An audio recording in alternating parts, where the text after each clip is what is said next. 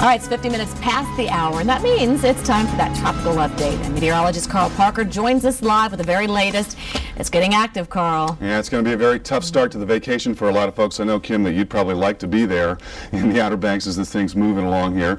It's going to be a very lousy day tomorrow. Along the Outer Banks, we're going to see a lot of gusty wind. We're going to see very heavy rain and very high surf on the order of 8 to 10 feet. This system could become Tropical Storm Cristobal later today, certainly by early tomorrow. It's not moving very quickly right now, northeast at about 7 miles an hour, and of course slow movement equates to a lot of very heavy rain. You see in the visible satellite picture, it's dark early on because what you're looking at right there is dawn, and there you see it's fairly close to the coast, not developing rapidly and not moving very quickly. A lot of moisture focused into southern part of North Carolina. In fact, Wilmington got an inch of rain in an hour, so that's going to be the concern early on here. Very heavy rain coming down, especially in those coastal areas, so there certainly could be some flooding. You can definitely pick out the circulation right in here. This, by the way, started as an area of low pressure that was west of Florida, then moved across the state and reemerged into the open water, and that's why it's now developing. And there's that very heavy rain still coming down here in Wilmington, so please watch for high water.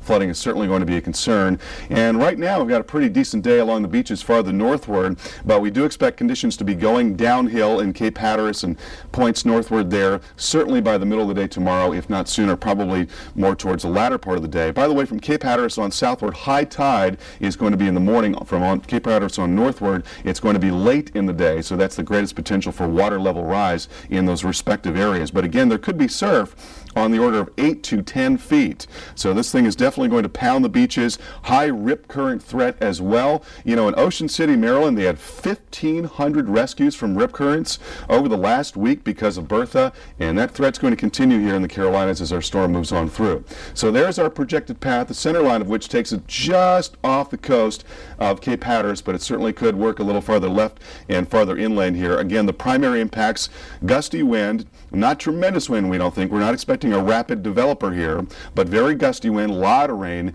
and again, all those problems along the beach there in the coastal areas. Now, here's the broad view. You can see that things are pretty quiet in the Atlantic right now, but what is that right there? That's a little tropical wave that we've been watching for a long time. There may be a mid-level circulation in here. You see the convection lining it from Cuba and on southward. Where is this thing going to go? Well, generally speaking, it's going to continue along towards the west or northwest. Got some obstacles here, some mousetraps in the form of the Yucatan. If it runs into that, that could certainly disrupt it. If it manages to slide through that area, the little low develops and slides through that area, right through there between Cuba and the Yucatan, we may be talking about something in the Gulf of Mexico.